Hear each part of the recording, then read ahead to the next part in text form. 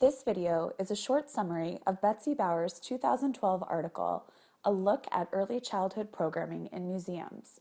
It first appeared in the Journal of Museum Education.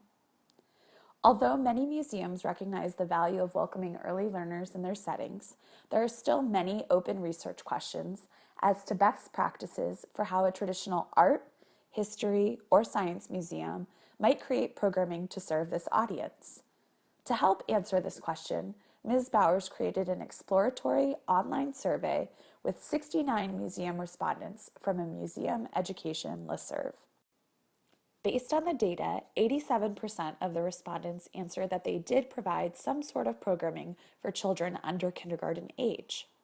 In a follow-up question, 50% also provided programming for children under the age of 2, and finally, 14% responded that they provided programming for infants.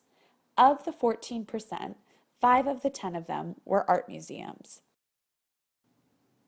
Also included in this article were 3 case studies of museums that had demonstrated that they had created programming for this age group.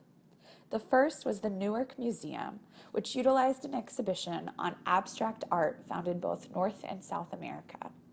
They collaborated with local early childhood education networks as well as the local Spanish-speaking community.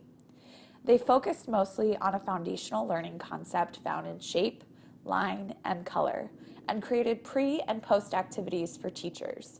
They also had an artist in residence who created music and movement activities alongside to ensure that kinesthetic learners felt comfortable in this session. The Missouri History Museum uses a different approach to engage young audiences. Its storytelling in the museum program uses traditional and contemporary stories, hands-on craft projects, and dramatic narrative to engage children between the ages of 2 and 5 with artifacts on display.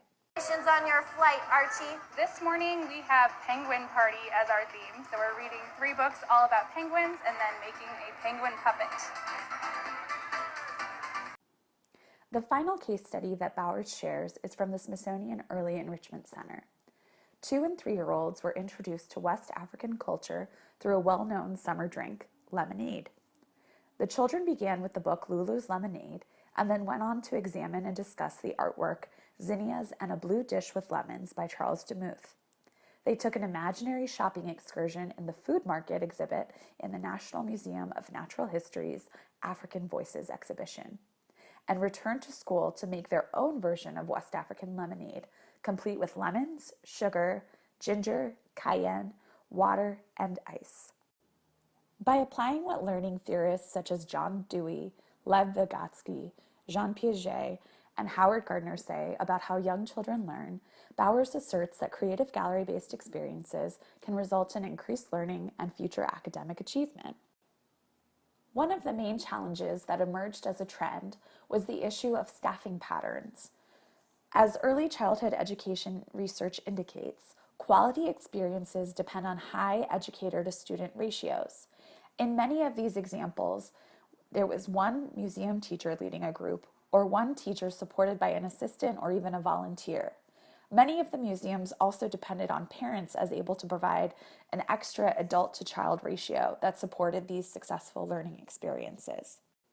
In closing, Bowers envisions a community of practice in which educators share information about early childhood programming in museums that would not only contribute to future program effectiveness, but also might garner national attention. Bowers also mentions that while the challenges are many, very few museums mentioned that a challenge they faced was maintaining focus or control in the galleries. She asserts that not only does this suggest that young children are not the disruptive audiences that many museum administrators fear, but it's also a clear indication that museums can work for this age group.